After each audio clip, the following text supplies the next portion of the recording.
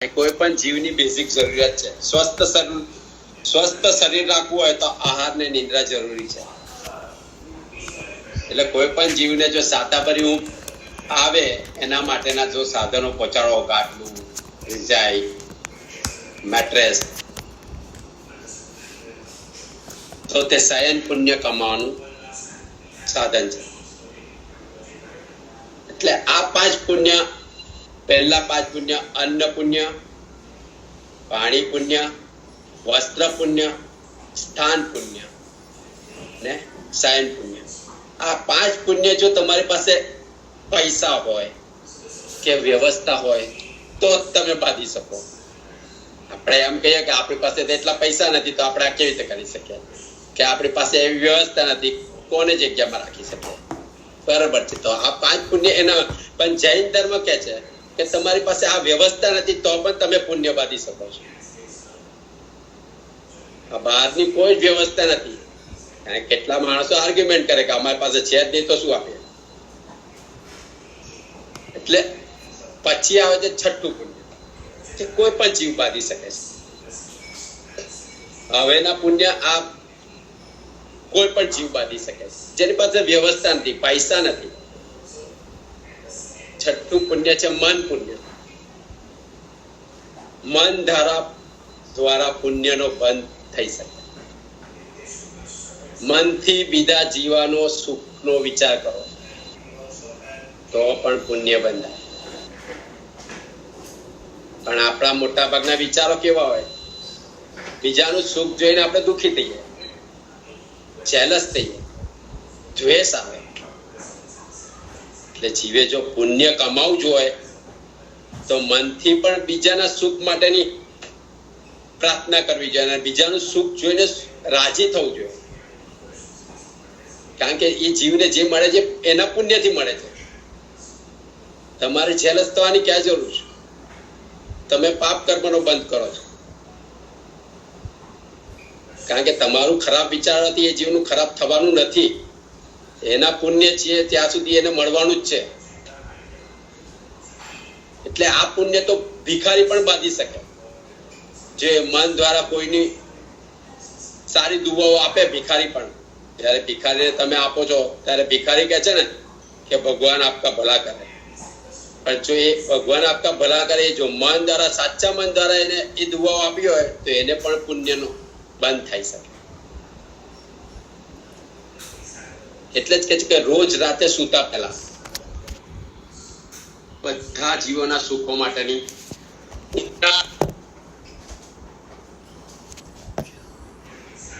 ભગવાનને પ્રાર્થના કરો કે બધા જીવોના દુઃખ દૂર થઈ જાય, બધા જીવોના દુઃખ દૂર કરે, સૌ દુઃખી જીવોના દુઃખ દૂર કરે. એટલે તમે કોઈ જીવ અને દિવસ દરમિયાન તમે કોઈ જીવને દુઃખી જોયો હોય તો તેના માટે પણ પ્રાર્થના કરો ભગવાન. અંતરના ઊંડાણથી કરેલી પ્રાર્થના તમને પુણ્યનું ફળ આપે કે ભગવાન એ જીવને પણ તું સુખી કર, સાતા પહોંચાડ. તો એનું પુણ્ય તમને બંધાય છે.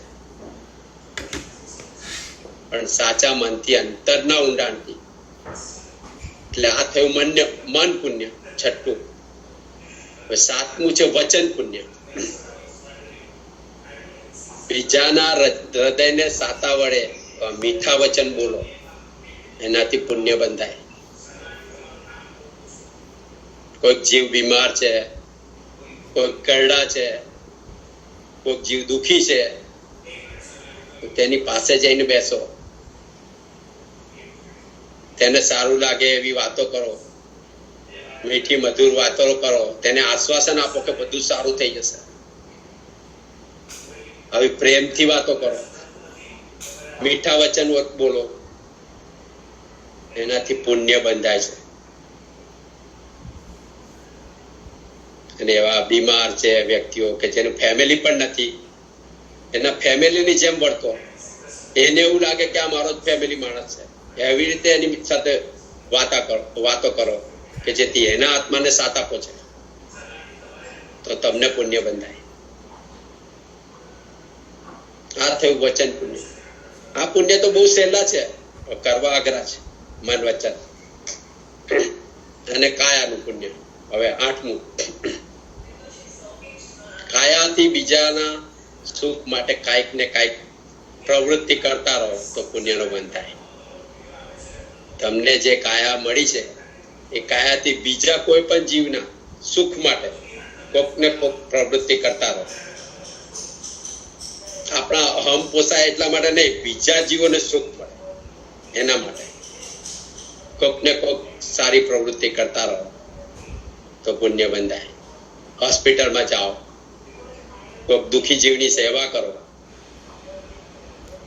કેટલા જીવોના ફેમિલી નથી હોતા હોસ્પિટલમાં, તો એની સાથે જઈને બેસો, એમને વસ્તુઓ લાવી આપો, દવાઓ લાવી આપો, સેવા કરો. સેવા કરી શકતા હોય તો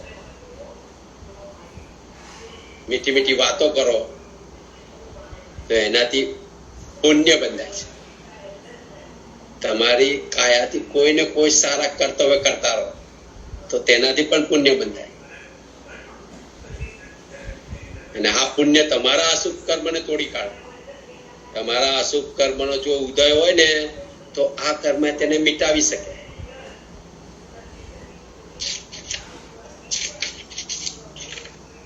એટલે કોઈ જીવના દુઃખના દિવસોમાં તેની સાથે ઉભા રહો.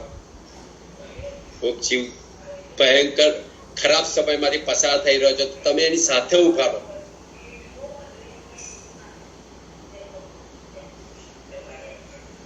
એનાથી પણ પુણ્ય બંધાય. ઉભા રહો મીન્સ એને સાથ આપો. એને લાગવું જોઈએ કે આ જીવ મારી સાથે ઉભો છે, મારા માટે મને કઈ નહીં થવા દે. આવા સત્કાર્યથી પણ પુણ્ય બંધાય. એટલે ધર્મના કાર્યો પણ કરો શરીર. આ શરીરથી તમે ધર્મના કાર્ય કરો તો એનાથી પણ પુણ્ય બંધાય. એટલે આ મન વચન કાયના પુણ્ય તો આપણે બધા જ બાંધી શકીએ એમ છે. ભલે કદાચ પહેલા 5 પુણ્યમાં પૈસા ના હોય કે દાન આપવાની શક્તિ ના હોય કે ગમે તે હોય, પણ આ પુણ્ય તો આપણે બધા બાંધી શકીએ મન વચન કાયાથી. हाँ बोलो। आपने कहा कि अगर अपन पुण्य कर्म करते हैं तो पाप कर्म को मिटा देता है, मिटिगेट कर देता है, बट जनरली तो ये कहा जाता है कि जो पाप कर्म किया उसका भी उदय होगा, जो पुण्य किया उसका भी उदय होगा, तो मिटिगेशन नहीं होता है. मिटिगेशन नहीं होता है, लेकिन जब आपका उदय खराब चल रहा है, अगर आपका पुण्य भाव बढ़ेगा ना तो वो उदय आके चला जाएगा, पता भी नहीं चलेगा. कर्म वैसे नलीफाई नहीं होता है, नलीफाई नहीं होता है, वो कमजोर हो सकता है कर्म, क्योंकि कर्म जो है ना वो नलीफाई हो सकता है. मीन्स हमारा कर्म अभी भी चलता है लेकिन हम स्वाध्याय में है, सुख में है, तो हमारा अशुभ उदय भी चल रहा है. अगर किसी को पैर में दुख रहा है, पेट में दुख रहा है, कुछ वो एकदम कमजोर हो जाएगा, चला नहीं जाता. कर्म तो अशुभ भी भुगतना है और अशुभ भी भुगतना ही है, लेकिन हम जब उसमें जुड़ते हैं ना तो कर्म ज्यादा लगता है. देखो अभी आपको कोई अभी धंधे में के नौकरी में कोई टेंशन हो सकती है, लेकिन अभी आप स्वाध्याय में है तो जब आपका आत्मा स्वाध्याय के साथ जुड़ता है ना तो वो कर्म तो है कमजोर हो जाता है. आपका ध्यान डाइवर्ट हो जाता है. Okay, got it. शुभ ध्यान. इसलिए वो अशुभ कर्म को कम कर देता है, मिटा देता है. मतलब अशुभ कर्म हो रहा है लेकिन आपको उसकी फीलिंग नहीं हो रही. फीलिंग नहीं हो रही है. अशुभ कर्म तो महावीर को भी अशुभ कर्म में कान में खिले ठोके थे ना, तो भी वो जब अपने ध्यान में थे, आत्मा के ध्यान में, तब तक उनको कुछ महसूस नहीं हुआ था. लेकिन जब वो बाहर निकले आत्मा के ध्यान से, जब खिला निकला तब उसके मुंह से चीज निकल गई, तब वेदना हुई. जब आप शरीर में बसते हैं तो वेदना होती है, आत्मा में चले जाते हैं वेदना नहीं होती है. Got it. ओके. ये 8 पुण्य हुए, अभी 9वां पुण्य, वो सबसे इंपॉर्टेंट है, नमस्कार पुण्य. ભાવથી નમસ્કાર કરો, એનાથી પુણ્યનો બંધ થાય. આપણા ઉપકારી પરમાત્માને, આપણા ઉપકારી ગુરુજનોને, કે આપણા ઉપકારી માતા પિતાને, કે આ સંસારમાં રહેતા બધા ગુણવાન આત્માઓને ભાવથી નમસ્કાર કરો, તેમના સત્કાર્યની અનુમોદના કરો, તેમનું બહુમાન કરો. આનાથી પુણ્યનો બંધ થાય છે. ભાવથી નમસ્કાર કરવાથી પુણ્યનો બંધ થાય છે. આપણે મંદિર જઈએ છીએ પણ ભાવથી નમસ્કાર કરી શકતા નથી. આપણી તકલીફ જ ત્યાં છે. આપણા હૃદયમાં ઉમળકાનો ભાવ આવતો જ નથી. આપણે ભગવાનને એક પથ્થરની મૂર્તિ સમજીએ છીએ, ભગવાન નથી સમજતા. તકલીફ તો આપણી ત્યાં જ છે. આપણે ભગવાનની પાસે જઈએ છીએ પણ ભગવાનને ભાવથી નમસ્કાર કરી શકતા નથી. આપણે બધી ક્રિયાઓ કરીએ, હૃદયનો જે ઉમળકો આવવો જોઈએ, કે જે આપણો છોકરો જો 5 વર્ષ બહાર ગયો અને પહેલી મળવા આવે ત્યારે કેવો ઉમળકો. કોઈક વ્યક્તિ તમારો કેટલા સમય પછી તમને મળતો હોય, કેટલો ઉમળકો હોય તમને, ત્યારે તમે ભગવાનને એક મૂર્તિમાં ફિટ કરી દીધો છે. ભગવાન નથી, આપણે એમાં ભગવાનને બેસાડ્યા છે મૂર્તિમાં. મૂર્તિ ભગવાન નથી.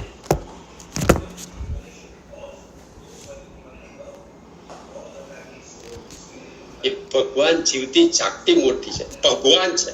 પણ આપણે એને મૂર્તિ સમજીને નમસ્કાર કરીએ. આપણે નમસ્કાર ભાવ આવતો જ નથી. એટલે હૃદયના ઉમળકા સાથે ભાવપૂર્વક વંદન કરો તો પુણ્ય બંધાય.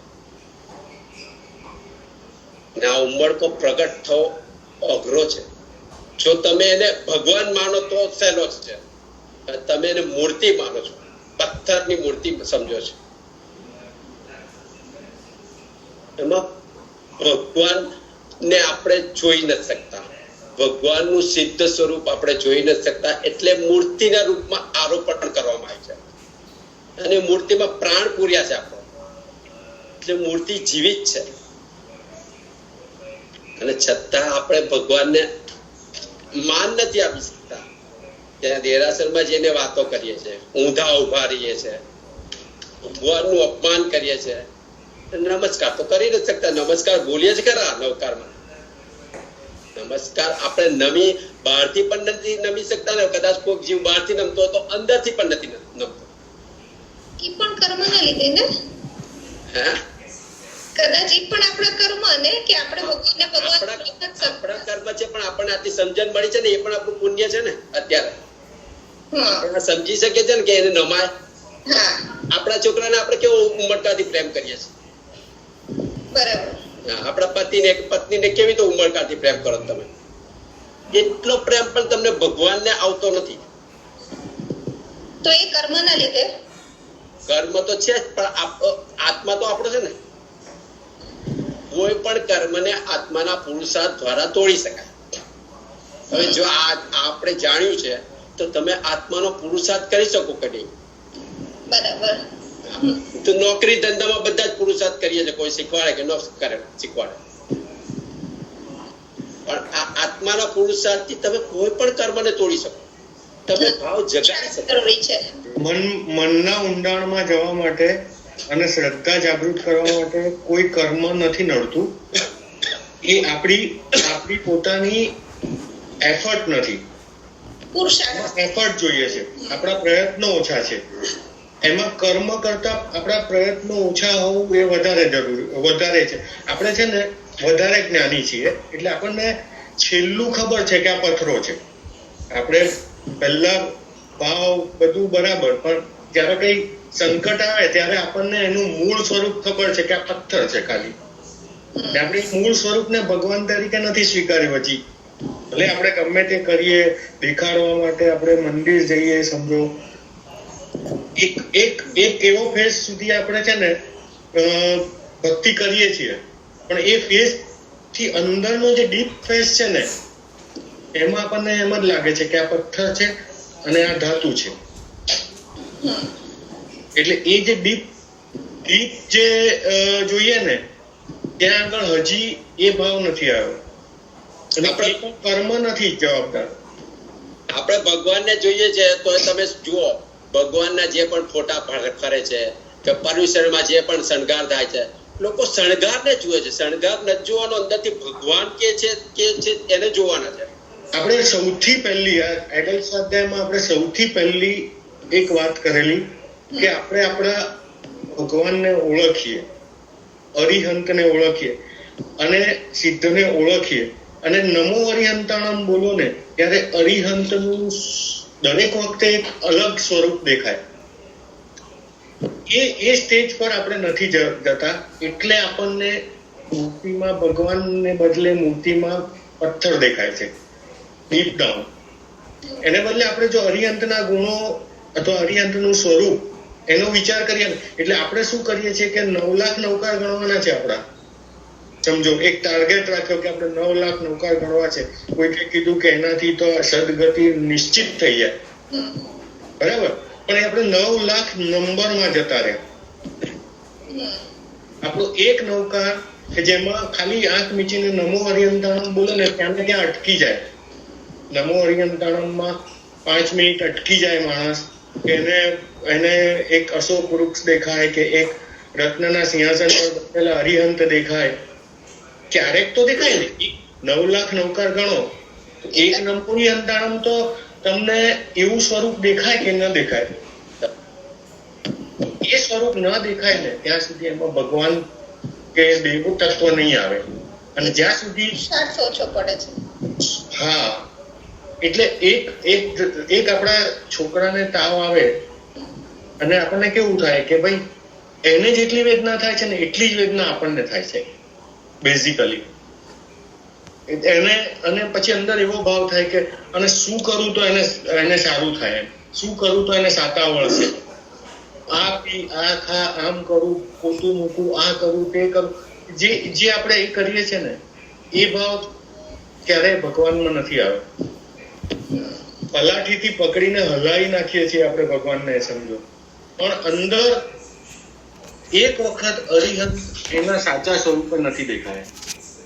પહેલી વાત તો આપણને ખબર જ નથી કે અરિહંતના ગુણો કેટલા છે કે કેટલા ગુણો છે. જયારે આપણે નમો અરિહંતાણમ બોલીએ ને કોઈક નવો જ ગુણ દેખાય.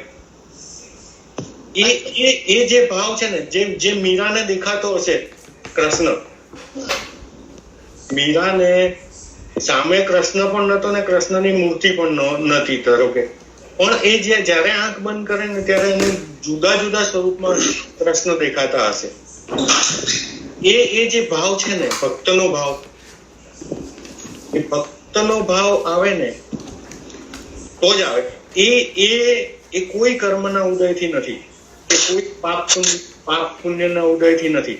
પાપના ઉદયથી તમને ન મળે એવું બને તો સંયોગ ના થાય, સાધુનો સંયોગ ના થાય.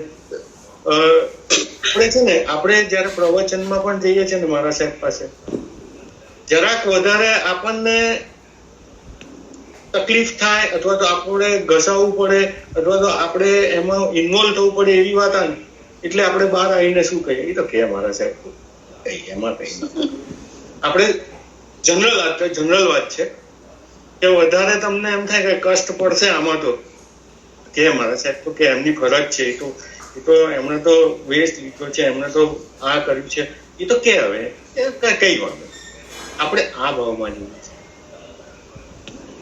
એટલે આપણે એમાં ઇન્વોલ્વ નથી થઈ શકતા. અને ઇન્વોલ્વમેન્ટ છે ને મનનું કારણ છે, એ કોઈ કર્મથી નથી. એ કર્મને તોડવા માટે છે, એમાં કોઈ કર્મ એપ્લાય થતું નથી.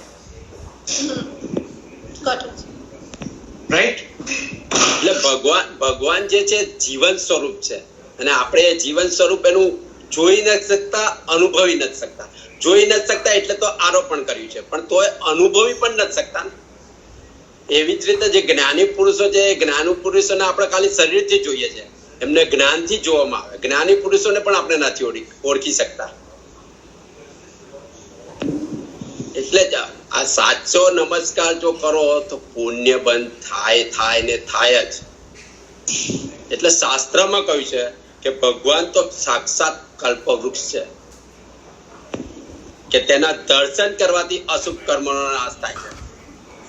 એટલે આવે છે ને કે દર્શનમ દેવ દેવસ્યમ, દર્શનમ પાપ નાશનમ, દર્શનમ સ્વર્ગ સોપાનમ, દર્શનમ મોક્ષ શાસનમ, કે દર્શન કરવાથી જીવને મોક્ષ થઈ શકે છે, તમારા અશુભ કર્મો તૂટી શકે છે, પાપોનો નાશ થઈ શકે છે. એવી જ રીતે પૂજા કરવાથી કે લક્ષ્મીની પૂર્તિ થાય, અને વંદન કરવાથી મનની બધી ઈચ્છાઓ પૂરી થઈ જાય. અને સાચા હોવા જોઈએ, આ દર્શન સાચા હોવા જોઈએ, પૂજન પણ સાચું હોવું જોઈએ, અને વંદન પણ સાચું હોવું જોઈએ, હૃદયના ઉમળકાથી હોવું જોઈએ.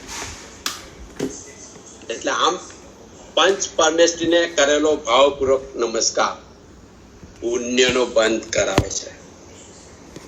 આવું લલિત વિસ્તરા ગ્રંથમાં હરિભદ્રસુરી મહારાજ સાહેબ કહે છે કે મહાપુરુષને કરેલી ભાવપૂર્વકની વંદના એ પાપ કર્મને ખપાવનારી છે. પાપ કર્મ પણ તૂટી શકે છે. અને આનો એક્ઝામ્પલ હતો શ્રી કૃષ્ણ મહારાજા. શ્રી કૃષ્ણ મહારાજા એ 3000 સાધુઓને એટલા ભાવપૂર્વક વંદન કર્યા, અને પછીથી એ નેમનાથ ભગવાન પાસે ગયા. એ વખતે નેમનાથ ભગવાન હતા, એમના કઝિન બ્રધર વિચારતા હતા. તો નેમનાથ ભગવાને શ્રી કૃષ્ણએ કહ્યું કે આ તે જે 3000 સાધુની જે વંદના કરી એને લઈને તારા 4 નારકીનું દુઃખ તૂટી ગયા. એને 7મી નરકનો બંધ પડ્યો હતો આયુષ્યનો. જે શ્રી કૃષ્ણ ભગવાન અત્યારે 3જી નરકમાં છે. 4 નારકીના ભવ તૂટી ગયા. તમે વિચારો. તો શ્રી કૃષ્ણ ભગવાને કીધું કે હવે બીજા તોડી આવું કે તો કે હવે તારામાં એ ભાવ ના આવે, તને ખબર પડી ગઈ ને. એટલા ભાવપૂર્વક કરવાથી તમારા પાપના બંધનો પણ તૂટી શકે છે. આમાં પણ કેવું છે કે આપણે વાત કરીએ છીએ કે ભાવપૂર્વક કરે તો જ કર્મો ખપે અથવા તો પુણ્યનો ઉદય થાય. એટલે કેટલોક એવો વર્ગ છે કે જે પહેલા ભાવ લાવવા માંગે છે.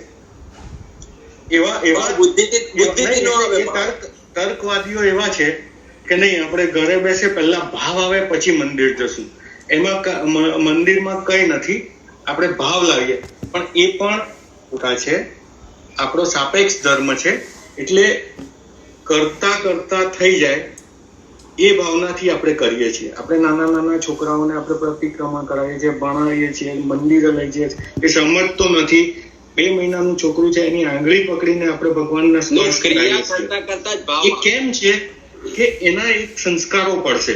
એટલે એક વર્ગ એવી દલીલ કરે છે ને કે જે એમ કહે છે કે પહેલા ભાવ આવે ને તો પછી કરેલી કામની છે, એ તો મારે ક્યાં પ્રતિક્રમણ. એટલે પ્રતિક્રમણના ભાવ નથી આવતા તો મારે પ્રતિક્રમણ નથી કરવું અથવા પૂજા નથી કરવી. એ વર્ગ પણ એક તર્કવાદી ખાલી છે. એટલે કેટલાક લોકો એમાં દોરવાય છે કે ના, પહેલા ભાવ લાવીએ પછી મંદિરમાં જશું, અપાસરામાં જશું અથવા તો પ્રવચનમાં જશું. પણ એવું નથી. એક જ્યારે આપણે પેલું શાસ્ત્રમાં બોલીએ છીએ ને, આત્મભક્તિ મળ્યા કઈ દેવા કેતા મીતનું જાય, નારી પ્રેર્યા વળી નિજ કુલોટ ધર્મી ધર્મ સખાય. એટલે કેટલાક મિત્રની રાહે જઈને પણ જાય છે ને ભગવાનની, અને એ તરી જાય છે. ખાલી દોસ્તારે કીધું કે ચાલ જઈએ, ભગવાનનો અભિષેક છે, ને મિત્ર દેવોએ કીધું કે ચલો જવાનું છે આપણે, અને મેરુ શિખર પર ગયા. કેટલાકના કુળની પરંપરા છે એનાથી ગયા. એટલે આપણા ઘરમાં ઘણીવાર એક પરંપરા હોય કે દિવાળીના દિવસે આપણે આ રીતે કરીએ છીએ, કે પર્યુષણના દિવસોમાં આપણે આ રીતે મંદિર જઈએ છીએ, કે આ રીતે કરીએ છીએ, કે આમ કરીએ. એ જે પરંપરા છે ને, એ પરંપરાને પણ પાળવી જરૂરી છે. કેટલાક લોકો એમાં પછી દલીલબાજી હવે એવી કરવા લાગ્યા કે ભાવ તો આવતા નથી, ને ભાવ આવે પછી કરશું. તો એ વર્ગ માટે આ દલીલ છે કે ભાઈ કરશો તો ભાવ આવશે, અને ખાલી કર્યા કરશો તો ભાવ પણ નહીં આવે, ને આમાંય મેળ નહીં પડે. એટલે જાગૃતતાપૂર્વક, એક ક્ષણનો પણ પ્રમાદ કર્યા વગર જાગૃતતાપૂર્વક જો કરશું ને તો જ તરશું. એટલે ક્રિયાઓ એના માટે જ છે કે જેમાંથી ભાવ પ્રગટી શકે. એટલે ક્રિયાઓ પણ છોડવાની નથી. કે છે ને કોઈ ક્રિયાજળ થઈ રહ્યા શુષ્ક જ્ઞાનમાં, એટલે શુષ્ક જ્ઞાની પણ થવાનું નથી. પણ અત્યારે જીવ કેટલા અમુક શુષ્ક જ્ઞાની જ થઈ ગયા છે કે આપણે વાંચી વાંચીને જ મોક્ષ થાય છે, અને કેટલાક ક્રિયામાં જ ડૂબી ગયેલા છે. એકચ્યુઅલ બંનેનો સમન્વય કરવાનો છે. જ્ઞાન સાથે ક્રિયા થાય તો બધું જ થઈ શકે. આપણે જેમ છે ને પેલા 50,000 રૂપિયા હોય ને કોઈ બહેરા પાસે, તો એ છે ને 10 જુદી જુદી સાડીઓના જુદા જુદા પડમાં હોય, ટુકડા પાડીને મૂક્યા હોય. એમ ધર્મ છે કે 10 જગ્યાએથી થઈ શકે, અને એ 10 નો સમન્વય કરીએ ને ત્યારે 50,000 ભેગા થાય. અને એક આપણું વીક થઈ જાય ને, એક જગ્યા ખોવાઈ જાય ને, તો એ પાછો 46,000 તો અંદર હોય. એમ એક સાડી ધારો કે ખોવાઈ બી ગઈ ને, કોઈ ચોરી ગયું ને તમારા કબાટમાંથી એક સાડી, તો એમાં 4,000 જ ગયા હોય. તમે પેલા 50,000 ને 10 સાડીમાં ટુકડા પાડ્યા હોય. એટલે કેવું છે કે આપણે એક ઇન્વેસ્ટમેન્ટ કરવાનું હોય તો 10 બાજુ કરીએ છીએ. થોડું સોનું લઈએ છીએ, થોડા શેર લઈએ છીએ, થોડું ડિપોઝિટ કરીએ છીએ, થોડા ખિસ્સામાં રાખીએ છીએ. એવી રીતે ધર્મ છે. ક્રિયાથી પણ છે, ભાવથી પણ છે, સમજીને કરવાનું છે, મંદિરમાં જવાનું છે. બધું એક સાથે એનો સમન્વય જે દિવસે થશે ને, એ દિવસે સાચો ધર્મ મળશે, ફૂલ ફ્લેજ. એટલે આપણા વંદન, પૂજન, નમસ્કાર જો હૃદયના ભાવ વગરના હોય તો પુણ્યનો બંધ થાય. અને આપણા તો ભાવ વગરના જ હોય છે. આપણે વંદન પણ કેવી રીતે કરીએ છીએ? વંદન પણ આપણા સાચા નથી હોતા ને. 2 પગ અડકે, 2 હાથ અડકે અને માથું, 5 જ્યારે જમીનને અડકે ત્યારે પૂરા નમસ્કાર થયા કહેવાય વંદન. એ પણ આપણું ખમાસનું પણ પૂરું હોતું નથી. અને એ જ રીતે આપણે માતા પિતાને પણ નમન કરીએ, પણ રૂટીન પ્રમાણે આજકાલ તો એ જતું રહ્યું છે. હવે ફોર્માલિટી થઈ ગઈ છે. પહેલા તો માતા પિતાને લોકો પગે લાગતા હતા, એક સંસ્કાર હતો, સંસ્કાર ને સંસ્કૃતિ હતી. આજે તો હાથ મિલાવવાનું થઈ ગયું છોકરાઓને. એટલે કે ગુણીજનોના ગુણની જે ભાવથી અનુમોદના કરવી બહુ અઘરી છે. કારણ આપણો અહંકાર આવી જાય છે. આ વંદનમાં પણ આપણો અહંકાર નડે છે. કેમ નથી થઈ શકતો સાચો નમસ્કાર? કારણ કે આપણો અહમ વચ્ચે આવે છે. આપણામાં એટલે જ મહાન ગુણો પ્રગટી નથી શકતા. આપણે સાધુ સાધ્વીને હૃદયના ભાવપૂર્વક નમી નથી શકતા, ભગવાનને હૃદયના ભાવપૂર્વક નમી નથી શકતા. કારણ કે એનું કારણ આપણો અહંકાર છે. જ્યાં સુધી જીવ અહમને ન ઓગાળે ને, એટલે કર્મ નથી પણ આપણો અહંકાર છે. અહંકાર એ હૃદયનો ભાવ છે. એટલે અહમને ઓગાળો તો અર્હમ પ્રગટી શકે. અર્હમ એટલે શું? અર્હમ એટલે અહમ વગરનો હું, એને અર્હમ કહેવાય. અર્હમ શબ્દનો મિનિંગ જે આપણે માળામાં ગણીએ છીએ ને, અર્હમ, ધ્યાનમાં અર્હમ યુઝ કરીએ છીએ. એ અર્હમ એટલે અહમ વગરનો હું, અહંકાર ના હોય એવો જીવ. એટલે આ અહમને ઓગાડીએ તો ભાવ પ્રગટે જીવનમાં, અને તો ભાવ પ્રગટે તો સાચો નમસ્કાર થાય. અને એ સાચો નમસ્કાર પુણ્યનો બંધ કરાવે. એટલે જ આપણા નવકાર મંત્રમાં પણ કેટલી વખત નમો મૂકવામાં આવી છે? 6 વખત કે તમે નમો નમો નમો, કે જેથી તમારો અહંકાર તૂટે. હરિયન, સિદ્ધ, આચાર્ય, ઉપાધ્યાય, સાધુને જો ભાવપૂર્વક નમો તો આપણું કલ્યાણ થઈ શકે. પણ આપણું તો કલ્યાણ નથી થતું, અત્યાર સુધી થયું નથી. કારણ કે આપણા અંદર ભાવ આવતા જ નથી, ભાવપૂર્વક નમી નથી શકતા. પહેલા તો બહારથી શરીર જ નમી નથી શકતું. શરીર નમે તો અંદરથી ભાવ આવી નથી શકતા. શરીર નમાવાનું છે તો જ કદાચ ભાવ અહમ ઓગળે તમારો. શરણાગતિનો ભાવ આવવો જોઈએ કે પ્રભુના શરણે જાઓ. નમસ્કાર મંત્ર બોલવાથી શરણાગતિનો ભાવ આવવો જોઈએ કે હરિયંતને નમું છું, સિદ્ધને નમું છું, આચાર્યને નમું છું, ઉપાધ્યાયને નમું છું, સર્વ સાધુ ભગવાનને તમે હૃદયના ભાવ સાથે નમો તો પુણ્ય બંધાય. અને એટલે 6ઠા પદમાં મૂક્યું છે ને કે એસો પંચ નમુક કરો, કે આવો તમે નમસ્કાર કરો તો સૌ પાપ પણ આવશું, તમારા બધા પાપો નો નાશ થઈ શકે. નવકાર મંત્ર તો અનાદિથી છે, કોઈ બનાવ્યો નથી.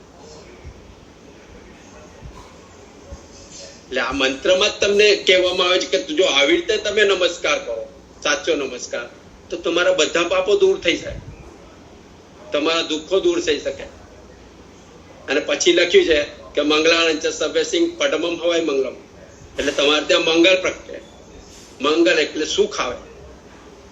એટલે નમસ્કાર મંત્ર જો સાચી રીતે કરવામાં આવે તો તમારા દુઃખ દૂર થાય અને સુખની વૃદ્ધિ થાય. એટલે મંત્રમાં જ બતાવવામાં આવ્યું છે કે આપણો નમસ્કાર સાચો નથી, નહીં તો આ થાયા વગર રહે નહીં. કારણ કે મંત્ર આજકાલનો લખાયો નથી, અનંતકાળથી છે. એવી જ રીતે લુગ્ગસ સૂત્રમાં પણ લખ્યું છે કે ખિત્ય વંદ્ય મૈયા જે લુગ્ગસ ઉત્તમા સિદ્ધમ આરોગ્ય બોયલાવમ સમાય વર્મુત્તમમ દીધું.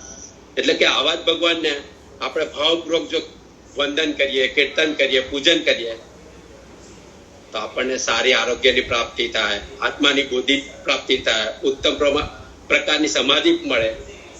એટલે ભાવથી નમસ્કાર અને વંદન કરવાથી પુણ્યનો બંધ થાય છે.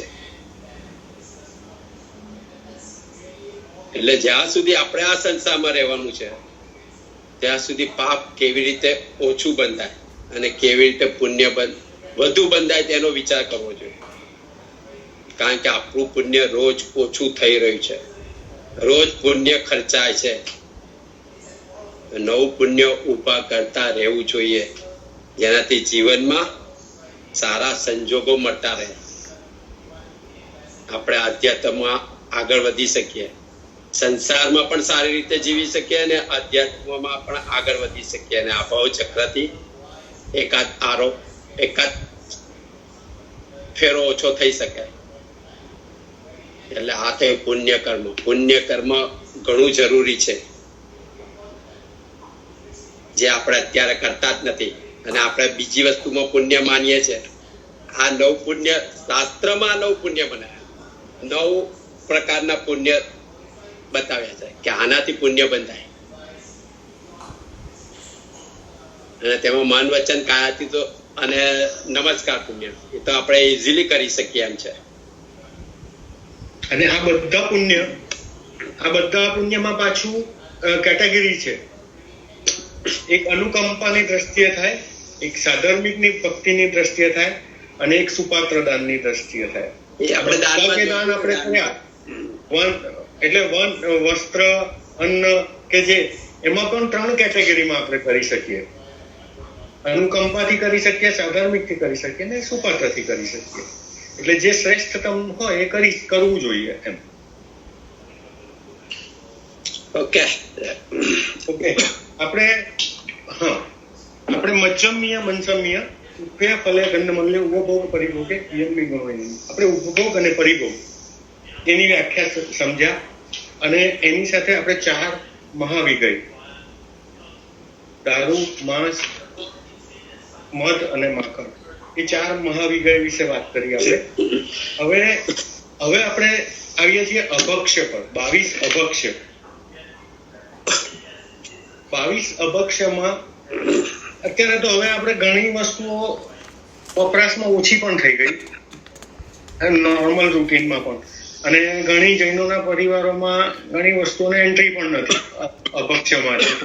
એટલે એ 22 અભક્ષને આપણે ઓળખીએ કે 22 અભક્ષમાં એક તો 5 ઉદુંબર છે. 1 થી 5માં પહેલા 5 ઉદુંબર. ઉદુંબર એટલે વડ, પીપળો, ઉમરો, પીપળ અને કોકોદુંબર.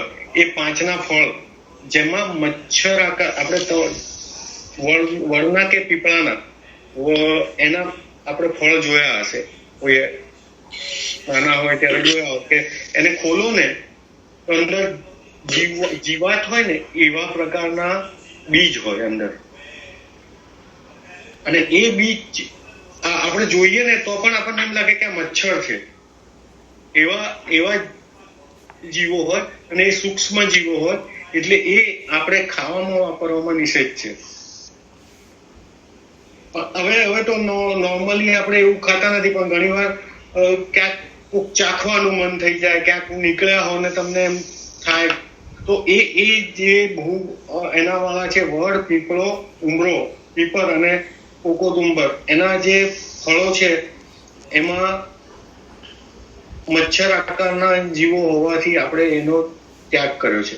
એને બીજી 4 એટલે 1, 2, 3, 4 ને 5 આ 5 વૃક્ષોના ફળ એને આપણે વાપરતા નથી. પછી 4 મહાવિગ્રહી, 4 મહાવિગ્રહી આપણે જોઈ, દારૂ, માંસ, માખણ અને મધ, એ 4 પણ મહા જીવોત્પત્તિનું સતત જીવોત્પત્તિનું કારણ છે. એટલે આપણે એ 4નો પણ ત્યાગ કર્યો. એટલે 5 ને 4 9 થાય છે. 10મો બરફ. એક ડાઉટ છે, મે બી કદાચ આ વાત આપણે આગળ થઈ છે, પણ જસ્ટ ટુ ક્લેરિફાય, માખણ ઇઝ બટર કે they are different? બટર, હા, of course butter. Even the one એટલે જે આપણે બહાર મળે છે એ બટર? હા, કારણ કે એ પ્રોસેસ છે. માખણ તમે જોયું છે ગામડામાં? હા, જોયું છે. પેલી છાસની ગોળીમાંથી ઉપરથી તારવીને કાઢે, હા, એ માખણ કહેવાય. પછી એ માખણને તાવે એટલે કે અતિશય ગરમીમાં એને એ કરે તો એમાંથી ઘી નીકળે. હા, અને ઘી નીકળ્યા પછી એમાંથી જે છાસનો પાક થયો હોય બળીને એને કાઢી નાખે એટલે પ્યોર ઘી આપણા ઘરમાં જે ઘી વપરાય છે એ આવે. પણ એમાં આપણે લાસ્ટ ટાઈમ વાત થઈ કે એને છાસના અંશ સાથે રાખી અને વાપરે બરાબર, તો એમાં જીવોત્પત્તિ નથી થતી. પણ માખણને છાસની બહાર કાઢો તો એમાં જીવોત્પત્તિ ચાલુ થઈ જાય. એટલે આ જે બટર છે ને એ જ્યારે એટલે હવે મેઇન શું છે કે હવે in today's life, in today's time, correct, આપણે ઈ માખણ તો ઘરે કઈ બનાવતા છે નહીં.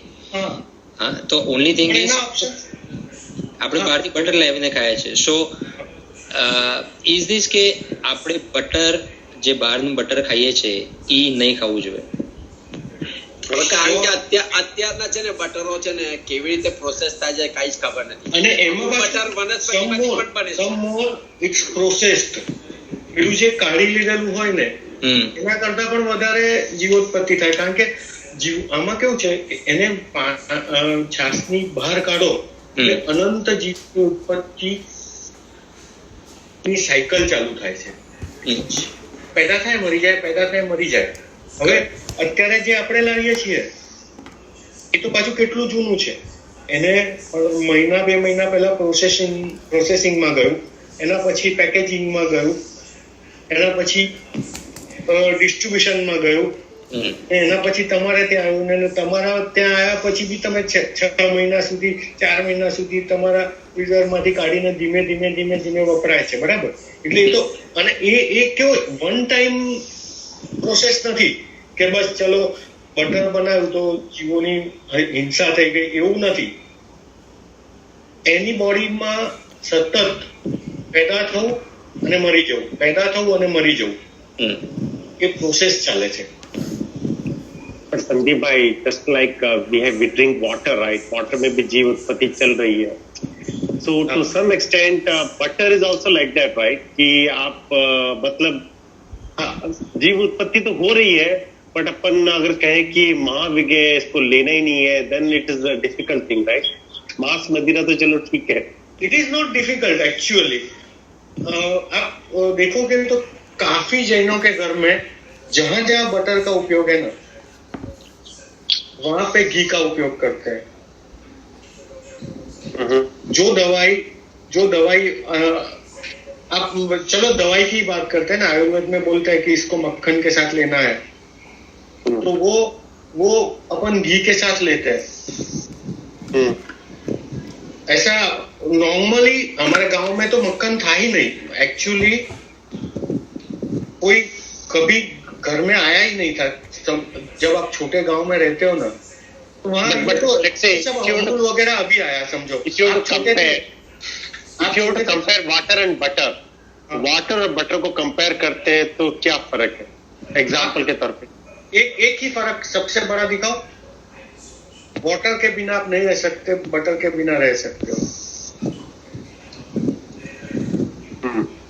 Water is necessity, butter is luxury. और बटर में क्या है, जो बटर फ्रेश होता है, जब बटर तो उसमें एक इंद्रिय नहीं, पंचेंद्रिय तक के होता है। हाँ, वो चलो समझ लो, ये अपन देख नहीं सकते कि क्या कैटेगरी की जीवोत्पत्ति इसमें है और इसमें है, समझो। पर इसके बिना नहीं चलता है, और इसके बिना आराम से चलता है। तो हमें आज तो हम सब पाप तो छोड़ नहीं सकते। और सेम थिंग विथ उबला हुआ पानी एंड घी, सेम थिंग। एक बार सारे जीव मर गए। वैसे तो गांव में, छोटे गांव में तो तवे में जो बड़ा कढ़ाया रहता था ना, उसमें सारा बटर निकाल के छाछ के साथ ही डालते थे। तो जीवोत्पत्ति शुरू होने से पहले उसको गर्म कर लेते थे और उसमें से घी बना लेते थे। अभी जो फैक्ट्रीज वगैरह है उसमें कैसे बनता होगा, दैट वी डोंट नो। पर जो गांव में जो प्रोसेस था घी बनाने का, वो ऑलमोस्ट हिंसा बिना का ही रखते थे लोग। और बटर को छाछ से बाहर निकालने के बाद ही जीवोत्पत्ति चालू होती है उसमें। तो आप देखोगे पंजाब वगैरह के गांवों में बटर का यूज थोड़ा बहुत था। हमारे साइड राजस्थान या गुजरात में तो घर में बटर मतलब आया ही नहीं होगा, वो जमाने में था ही नहीं। ये प्रोसेस जो चालू हुआ ना, समझो 50 साल से अमूल आया, और बाकी सारे तो उसके बाद ही आए हैं। उससे पहले का कोई नाम अपने को याद नहीं है। जो खाते होंगे, गोरे खाते होंगे, अपने जो ऑफिसर थे वो कुछ लगा के खाते होंगे, अपने को पता नहीं है। जन जन तक ये था ही नहीं। वो अमूल का बटर भी 80 के बाद आया, 1980। और सबसे बड़ा जो डिफरेंस है ना, यही है, इसके बिना चल सकता है, इसके बिना नहीं चल सकता। ओके, बराबर। તો ઇટ ઇઝ વેરી ક્લિયર પાખંડ ક્લિયર કે ભાઈ એ જીવોત્પત્તિનું કારણ છે. અને બીજી વાત, હા, એક એ વિગઈ છે એટલે શું થાય છે કે એ તમારા રાગ દ્વેષના જે પાપો છે, પ્રમાદ વગર વધારે પોષે પણ છે. તમારા શરીરની ના જે વેગો છે એને પણ ઉશ્કેરે છે. એટલે જે વસ્તુઓ છે, મધ છે કે મદિરા છે ને માખણ છે, એ તમારા આવેગોની પુષ્ટિ કરે છે. બરાબર. એટલે પણ એ ત્રજવા યોગ્ય છે. જીવોત્પત્તિની દ્રષ્ટિએ પણ ત્રજવા યોગ્ય છે અને એના વગર ચલાવી શકાય એવી વસ્તુ છે. અને જૈન શાસનમાં એક વસ્તુ તો ક્લિયર કટ છે કે જેના વગર ચલાવી શકાય એમ છે ને, એને તો પહેલા છોડી જ દેવાનું છે. આપણે પાપથી હટો. જેના વગર ચલાવી શકાય એવું છે એ તમામ વસ્તુઓને છોડી દેવાની, એ જ આપણે શીખવાનું છે પહેલું તો. કારણ કે તમે જેના વગર ચલાવી શકાય છે એ નહીં છોડો તો પછીનું સ્ટેજ આપણું આવે છે કે જેના વગર નથી ચાલે એવું, એમાંનું ઘણું છોડવાનું છે. ખાધા વગર નથી ચાલે એવું, એને 4 દાડા છોડવાનું છે, 2 દાડા છોડવાનું છે, અડધો દિવસ છોડવાનું છે, 1 ટાણું કરવાનું છે. એટલે આપણે આપણું ફર્સ્ટ સ્ટેજ છે કે જેના વગર ચાલે એવું છે એને છોડી દેવાનું છે. અને એમાં આવી પાપોત્પત્તિનું કારણ છે એને તો પહેલા છોડી દેવાનું છે. બરાબર. એટલે આપણે ગયા 5 ઉદુંબર, 4 મહાવિગય. હવે આવું હિમ બરફ. એટલે भाई 5 उदुम्बर जो था हिंदी में बताओ ना, क्या बोला था आपने? हाँ, 5 उदुम्बर वो बोला ना, वड़ का फल, पीपले का फल, पीपल का जो बोर्ड जैसा होता है, हाँ, उसके अंदर बहुत जीव होते हैं. पहले वो बच्चे वगैरह सब खाने में उसका यूज करते थे. जब छोटे बच्चे होते हैं ना, गांव खेलते तो वड़ के फल या पीपल के फल वगैरह जो होते हैं ना, छोटे छोटे इतने बोर जैसे होते हैं, अगर उसको आप तोड़ोगे ना तो उसके अंदर आपको मच्छर के जैसे बीज दिखेंगे, जैसे they are suppose to fly, ऐसा ही आपको लगेगा। ओके तो वो उसका त्याग था। ओके जीव हिंसा की दृष्टि है, ये जो अभक्ष का त्याग है ना, वो सारे जीव हिंसा की वजह से है। तो फिर बर्फ आता है। बर्फ में क्या होता है कि वो अबकाय का एक शुद्ध स्वरूप होता है, पानी के बिना नहीं चलता है। तो पर पानी का शीत स्वरूप पहले के जमाने में नहीं था, तो वो जब भी आसमान से ओले गिरते थे या वो सब था ना, तो वो भी ईटेबल नहीं थे। अभी तो अपने यहाँ तो इसके बिना चलता नहीं है, समझो। तो हो सके उतना उसका त्याग करना चाहिए, क्योंकि ये अभक्ष ही है। ओके और जीवों ऐसा एनवायरनमेंट अबकाय के जीवों की को पानी से ज्यादा बर्फ में क्या ठास के बढ़ते हैं, मतलब वो फ्रोजन हो जाता है, तो एक तरीके से वो यूजेबल नहीं है। तो बर्फ हो, आइसक्रीम हो, उस प्रकार की जो चीजें हैं वो अभक्ष में आती है। फिर विष,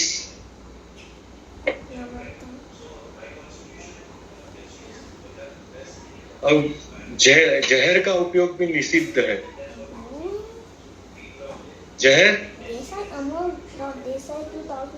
कुछ स्वरूपों में दवाई की तरह लेते थे। जस्ट समझो अपने पेट में कृमि हो गए, वर्म्स, तो उसके लिए वो जहर वाली दवाई, जो दवाई आती होगी उसमें वो तो सारे कीड़े मर जाते हैं।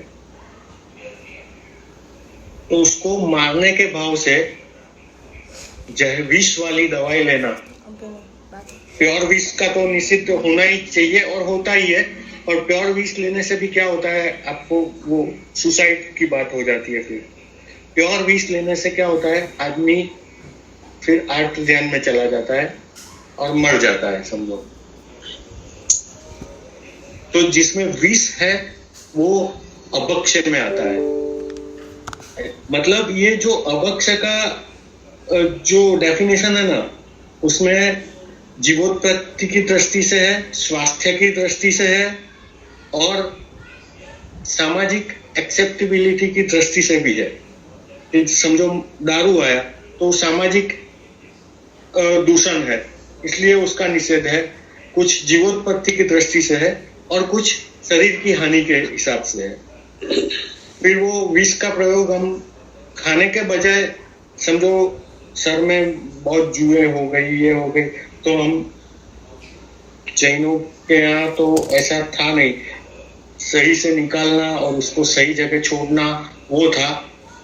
अभी क्या आ गया, लाइसिल लगाओ, ये लगाओ, वो लगाओ, सारे मर के आपकी कंघी में आ जाएंगे। तो जो विष प्रयोग है ना, जिससे जीवों को मारते हैं, अपन मारने के भाव से मारते हैं, वो सारे विष प्रयोग अभक्ष है और अयोग्य है। एक्सटर्नली भी यूज करते हो तो अयोग्य है मारने के भाव से, और बॉडी के अंदर इंटरनली भी होते हैं, कुछ दवाइयों वगैरह में भी आता है, तो वो अंदर के जीवों को मारने के लिए होता है, इसलिए निषिद्ध है। फिर आता है करा। करा मतलब जो ओले गिरते हैं, वो बर्फ से डिफरेंट कैटेगरी में दिए थे, पर उसको उसी में समझना चाहिए कि ओले गिरते हैं तो वो ओले यूज नहीं कर सकते, खा नहीं सकते, क्योंकि उसमें हिंसा है। फिर सर्व प्रकार की मिट्टी, वो सर्व प्रकार की मिट्टी में क्या है, खड़ी, चूना वगैरह सब खाते हैं, खाने में यूज करते हैं, वो भी अभक्ष है। फिर कुछ प्रेग्नेंट लेडीज वगैरह वो मिट्टी का एक तरीके का मुल्तानी मिट्टी जैसा कुछ लाके खाते हैं। फिर जो बच्चों के वो किसी कैल्शियम की कमी की वजह से कुछ लोग मिट्टी वगैरह, पर वो सारे प्रकार की मिट्टियां प्रोसेस्ड हो अनप्रोसेस्ड हो वो खाने में निषिद्ध है, क्योंकि उसमें पृथ्वी काय के जीवों की हिंसा है। बराबर, क्लियर? या આપણે જે હા બોલો. સિંગ શેકવા ઘણીવાર દરિયાની પેલી માટી, સોરી, આપણે જે સિંગ દાણા શેકીએ છીએ ઘણીવાર હા રેતીમાં શેકાય, રાઈટ? હા સો એ ખાતા નથી રેતી ડાયરેક્ટલી, હા પણ દાણા આપણે ઓલવેઝ એ રેતી દરિયામાંથી થોડીક ડ્રાય રેતી લઈને આવીએ છીએ અને આપણે એમાં શેકતા હોઈએ છીએ. સો દેટ ઇઝ ઓલ્સો અભક્ષ્ય? ના, અભક્ષ્ય નથી, પણ એ મહાપાપના એ છે, મહાપાપના કારણો છે કે માટીને શેકો, મીઠાને શેકો.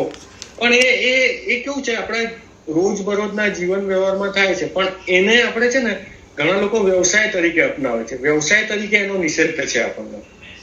એટલે ધારો કે ઘણા ઈંટ નિભાડા કરે, ઈંટનો ધંધો કરતા હોય, ઈંટો બનાવવાનો, માટલા બનાવવાનો, એ ધંધા તરીકે વ્યવસાય તરીકે નિષિદ્ધ છે. પણ એક માટલું તમારે તો લાવવું પડે. સમજો કે તમે સિંગ ચણા લાવો તો એ તમે લાવો છો તમારા ઉપયોગ પૂરતા, અને તમે આજે સિંગની દુકાન કરો. સમજો ઘણા લોકો નિભાડા કરતા હોય, પછી સિંગ ચણાનો ધંધો કરતા હોય, મમરાનો ધંધો કરતા હોય, એવા લોકો પણ હોય ને જે એને શું કહેવાય ભાડભૂજા. હા, ભાડભૂજા વાળા. શું કહેવાય માનસી? ભાડભૂજા કહેવાય. માનસી નથી. હા, ભાડભૂજા કહેવાય આપણે એને, કે જે લોકો ચણા મમરા વગેરે બનાવીને વેચવાનો ધંધો કરતા હોય, એ ધંધા તરીકે નિષિદ્ધ છે, કારણ કે એ અલગ એમાં આવે છે. પણ હવે તમે તમારા માટે કરતા હો તો એ તમારો ખાવાની વસ્તુ પેલી નથી થતી, ખાવાની વસ્તુ તમારી અપક્ષ નથી થતી. એ મહાપાપના ઘણી વસ્તુ આપણે બનાવીએ છીએ મહાપાપ થાય એવી, પણ એ રીતે એને જોવાની છે. એ ખાવાથી પાપ થાય છે એવી રીતનું નથી એમાં. એટલે સર્વ પ્રકારની માટીઓ આપણે જે ખાવામાં વાપરીએ છીએ તો એ પૃથ્વીકાયની હિંસા છે. એમાં હવે એમાં મીઠું પણ નથી. એકચ્યુઅલી મીઠું એમાં આવે છે જે અનંતકાય છે, તો એ કાચું મીઠું પણ વાપરવાનું આપણે ત્યાં નિષિદ્ધ છે, કારણ કે મીઠામાં પણ સોલ્ટમાં પણ જીવોત્પત્તિ અનંત ચાલુ જ રહે છે. અને સોલ્ટને પછી આપણે કુકિંગમાં વાપરીને પછી એ એક વખત એ થઈ જાય છે અને પછી જીવોત્પત્તિ અટકી જાય છે. એ રીતે વાપરીએ છીએ, જેમ ઉકાળેલું પાણી વાપરીએ છીએ, કારણ કે એના વગર આપણે ચાલે એવું નથી.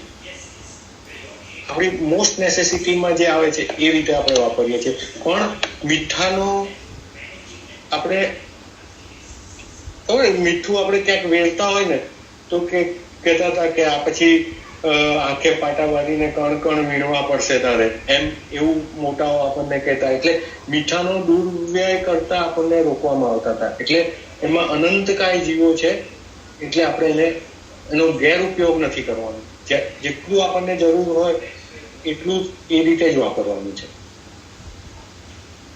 એટલે એ મીઠું આવે છે. સર્વ પ્રકારની માટીમાં મીઠું પણ આવી જાય છે, કારણ કે દરિયાને બહુ જ હિંસાથી બને છે મીઠું. દરિયાના પાણીને સુકવવામાં આવે સૂર્યના તડકામાં, એટલે એમાં સ્થાવર ત્રસ જીવો જે હોય, માછલી વગેરે પણ આવી ગયા હોય, એ પણ મરી જાય છે. ઝીણા જીવો અને પાણીના જીવો બધું જ મરી જાય, અને એના પછી મીઠું બને, અને પછી પાછું એમાં અનંત જીવોની ઉત્પત્તિ હોય. એટલે એ તજવા યોગ્ય વસ્તુ છે, પણ બને એટલો એનો ઓછામાં ઓછો ઉપયોગ કરીને પાપથી બચવું જોઈએ. પછી આવે છે રાત્રિ ભોજન. રાત્રિ ભોજનમાં તો એ સમજાવવા જેવું છે જ નહીં. જૈનોને કોર વસ્તુ છે કે અનંત હિંસાનું કારણ છે, જીવોની ઉત્પત્તિ થવાનું નો સંભવ પૂરેપૂરો સંભવ ચાલુ થઈ જાય છે. where there is a darkness there are germs. એટલે જ્યારે પણ સૂર્યનો પ્રકાશ ઓછો થાય છે એટલે જીવનની ઉત્પત્તિ ચાલુ થઈ જાય છે. બીજી વસ્તુ કે રાત્રિ ભોજનથી આરોગ્યની દ્રષ્ટિએ પણ નુકસાન થાય છે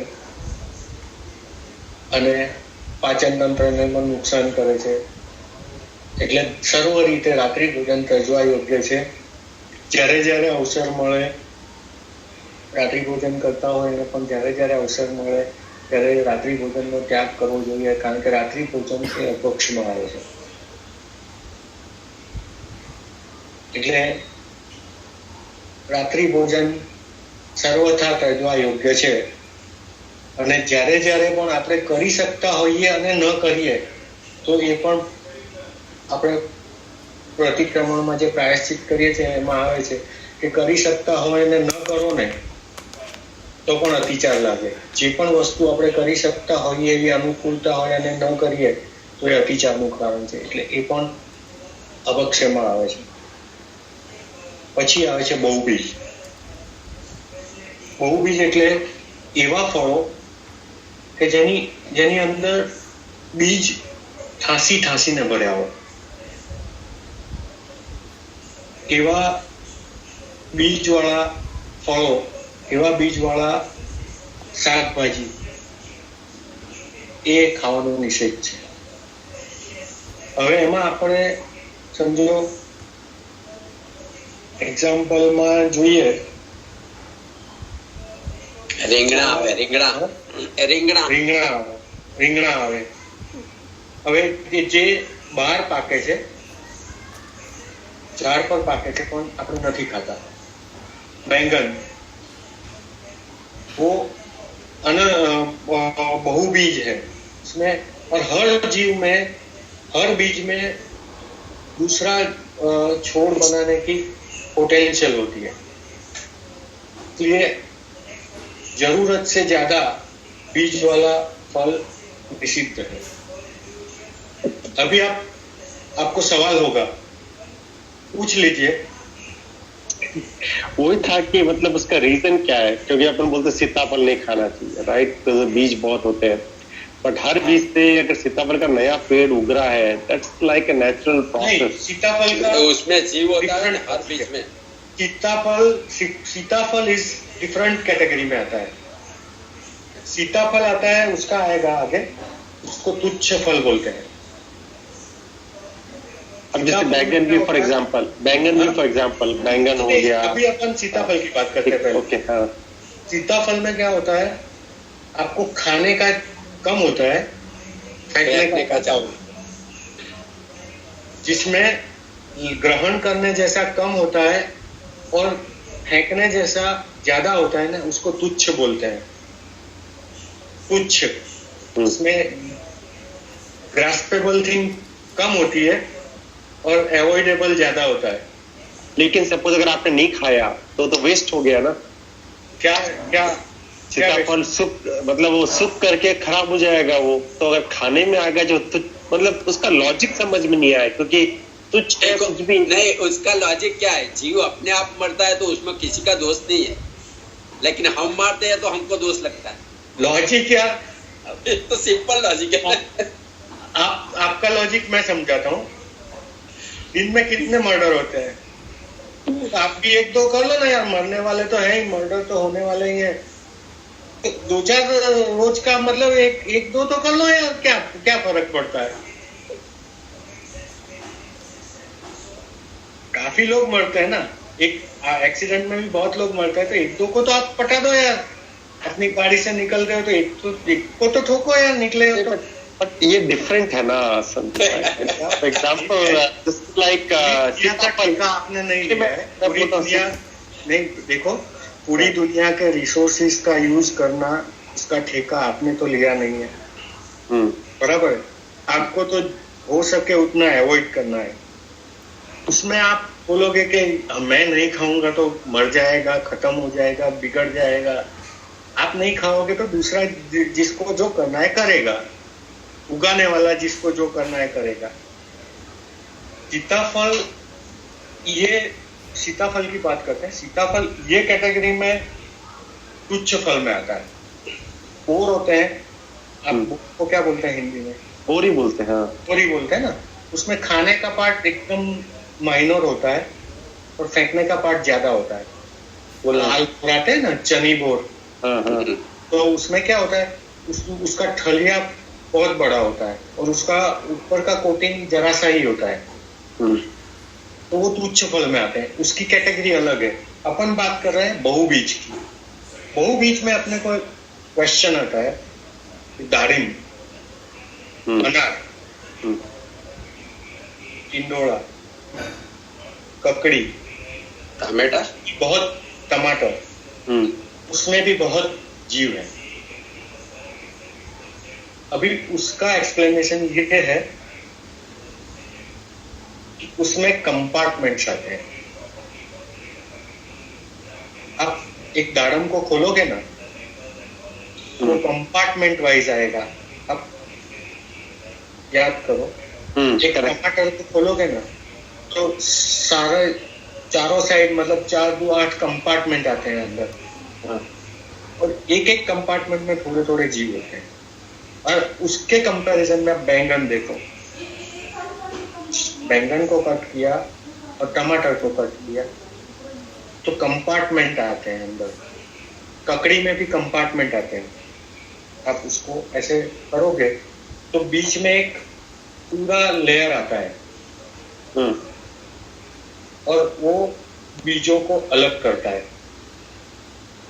इंसान तो है ही, देखो इंसान तो हर बीज वाला फल खाने में है ही, पर ये हो गई जैसे अपन मूंग खाते हैं, फली खाते हैं, तो फली में क्या होता है, फली में समझो अपन ने मटर लिया तो उसमें एक में 4 बीज आते हैं, वो कंपार्टमेंट वाइज हो गया ना। एक फली में 4 ही बीज है। तो ये दाड़म में भी कंपार्टमेंट आते हैं। उसके अंदर एक इंटरनल पॉड होता है जो उनको टकराव से बचाता है एक दूसरे के, मतलब जो भी लॉजिक होगा, पर उसके हिसाब से उसमें जो प्रेशर आना चाहिए या जो हिंसा होनी चाहिए या अड़ेधड़ बढ़ना चाहिए, मतलब एनी हाउ अंदर बीजों की उत्पत्ति होनी चाहिए, वो नहीं है। इसलिए वो कंपार्टमेंट वाले फल है ना, सब्जियां है ना, वो बहुबीज में नहीं आती है।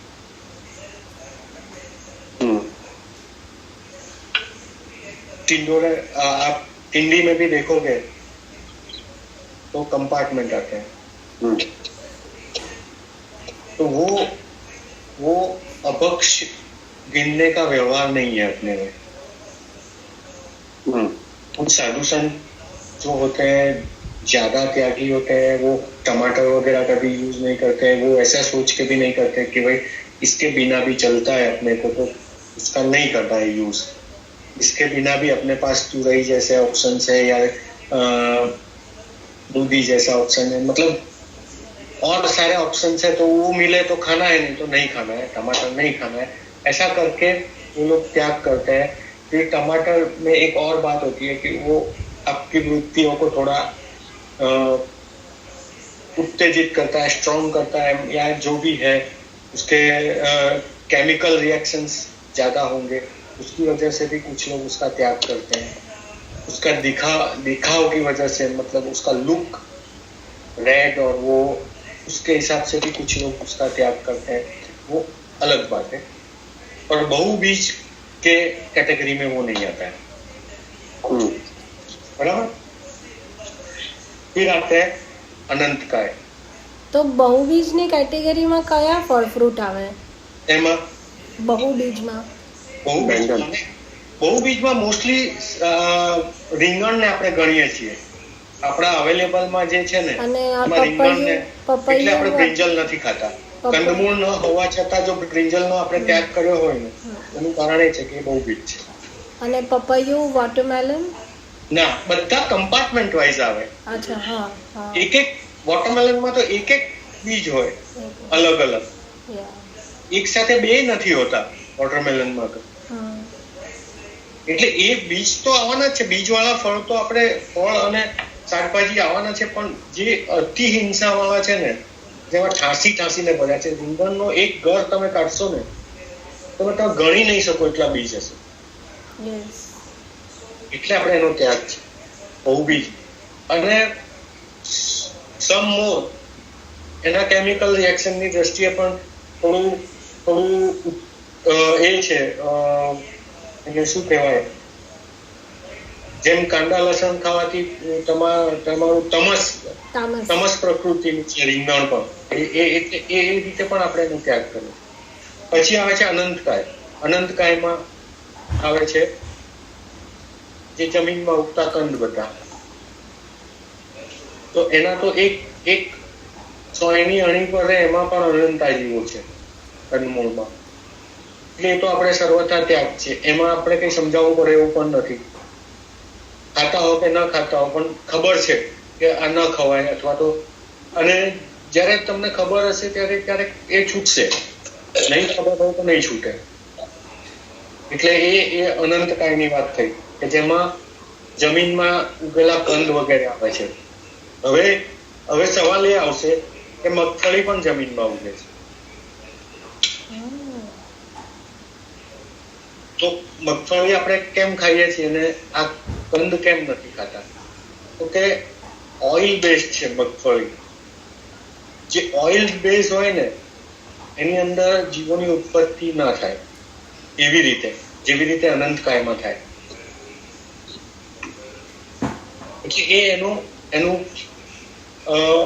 કેમિકલ ફોર્મેટ જ એવું છે કે જ્યારે તેલ હોય ત્યારે એમાં લિમિટેશન આવી જાય જીવોની ઉત્પત્તિ. એટલે સિંગદાણામાં કદાચ એક દાણામાં એક જીવ હોય એવું બને.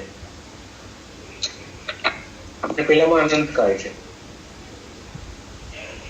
એટલે આ અનંતકાયમાં જમીનની અંદર ઉગતા કંદમાં આપણે એક સિંગદાણાનું એક્ઝામ્પલ એવું છે કે જે આપણને सवाल था तो कोई तेल बेस से संदीप एक चीज और भी था कि जैसे कोई लोग बोलते हैं आलू है, राइट, आलू नहीं खाना चाहिए, कंदमूल में आता है, लेकिन आलू को जब चिप्स के फॉर्म में बना देते, काट देते हैं और उसको सुखा देते हैं, पूरा सुखाने के बाद फिर लोग उसको यूज कर लेते हैं, दैट इज ओके, अलाउड? नहीं, I have seen lot of people do that कि नहीं अलाउड है, नहीं अलाउड है. ओके, क्योंकि जानबूझ के आप अनंत काय को मार रहे हैं. नहीं सूखा हुआ खरीद रहे हो मार्केट से, पहले तो मारना ही पड़ेगा ना. सूखा हुआ आपके लिए तो बनाया उसने, ये अंकल चिप्स वाला ने किसके लिए बनाया? नहीं ऐसा नहीं है. इसमें क्या है कि उसका फॉर्मेट में भी फर्क है. आप उसके सामने एग्जांपल देंगे सौंठ का, हल्दी का और आलू का, तीन कंपैरिजन आप करेंगे. सौंठ है, हल्दी है और आलू है. तो उसके जो गुण है ना उसमें भी फर्क है. जीवोत्पत्ति की दृष्टि से सेम है. जब हरे अदरक लाए आप, हरी हल्दी लाए या आलू लाए, तीनों का सेम फॉर्मेट है. और सूखने के बाद क्या होता है, उसका जो गुण है ना सौंठ का, आई मीन अदरक का, वो मेडिकल हिसाब से भी हो जाता है. हल्दी का कहीं आपने कोई सुना कि भाई शरीर में ये हो जाए तो आलू का भूका करके खाओ, और आलू एंटीसेप्टिक है? नहीं है. इसलिए, और दूसरी बात कि वो चीज है ना सूखने के बाद आयुर्वेद की दृष्टि से, शरीर की दृष्टि से सब तरीके से योग्य है. और वो तो खाली लग्जरी की दृष्टि से ही खाना है आलू का चिप्स आपको. तो सूखा हुआ हल्दी इज ओके, सूखा हुआ अदरक इज ओके, कोई सौंठ है देयर फाइन, सौंठ है, हल्दी है, ओके. और मूंगफली है, शायद कंदमूल में से 2 ही चीज है जो सूखी हुई अलाउड है. लहसुन नहीं है। मूंगफली भी तो अलाउड हो गया। हाँ? मूंगफली भी तो अलाउड है। अभी आपने कहा एग्जांपल के तौर पे कोई तेल का है तो वो भी मूंगफली तो अलाउड ही है। मूंगफली लेकिन तो मूंगफली तो आती ही नहीं है, वो अनंत काय में ही नहीं आती है मूंगफली। बंद में आती नहीं है वो किसी भी फॉर्म में, कच्चे फॉर्म में भी या पक्के फॉर्म में, उसमें अनंत काय नहीं है। सुखाने के बाद खाना है मूंगफली को, ऐसा नहीं है मूंगफली। लेकिन आप निकाल तो जमीन से रहे हो ना। निकाल तो जमीन से है, लेकिन उसमें अनंत जीव नहीं है। अनंत काय नहीं है, वो स्पेसिफिकली दिखाया गया है ना। अभी केवल ऑयल ने बेस्ड है। बताया है। उसके अंदर जो घनता होती है ना, ये आलू में जो घनता होती है ना, वो जीवों की घनता होती है। जो मूंगफली में जो ऑयल की घनता होती है, तो आप निकालोगे तो उसको क्रश करोगे ना, तो उसके कूचे कम निकलेंगे, तेल ज्यादा निकलेगा। ओके। तो उसमें जो डेंसिटी होती है ना, वो ऑयल की होती है। उसमें जो डेंसिटी होती है ना, वो जीवों की होती है। ओके। इसीलिए उसको नहीं करते हैं यूज। तो ये आ गए अपन अनंत काय तक। अभी आगे के जो है वो 16 हो गए अपने। 5 उदुम्बर, 4 महाविजय, 9 हिम, 10 विष, 11 करा मतलब ओले, 12 सर्व प्रकार की मिट्टी, 13 रात्रि भोजन, 14 बहुबीज, 15 और अनंत काय 16। और अभी 6 बाकी रहते हैं, तो अपन अगली बार लेंगे। Any question? बहुत सारे। गुड। मांग ले। नमो हरियंताणम, नमो सिद्धाणम, नमो हरियाणम, नमो वज्राणम, नमो लोहे सवसाणम। ऐसो पंच नमोकारो सर्वपापनाशनो मंगलानं च सर्वे सिंपरमं हवै मंगलम। चत्तारि मंगलम हरियंता मंगलम सिद्धा मंगलम साहु मंगलम केवली पन्नतो धम्मो मंगलम। चत्तारि लोकोत्तमा हरियंता लोकोत्तमा सिद्धा लोकोत्तमा साहु लोकोत्तमा केवली पन्नतो धम्मो लोकोत्तमा। चत्तारि शरणं भजामि हरियन्ते शरणं भजामि सिद्धे शरणं भजामि साहु शरणं भजामि केवली पन्नतो धम्मो शरणं भजामि। सर्गाक्षयं यान्ति चिद्यन्ते विघ्नवलयमना प्रसन्नतामेति पूज्यमाने जिनेश्वरे। सर्वमङ्गलमाङ्गल्यं सर्वकल्याणकारणं प्रदानं सर्वधर्माणां जैनं जयति शासनं। बोलो महावीर स्वामी भगवान की जय। जय जिनेन्द्र।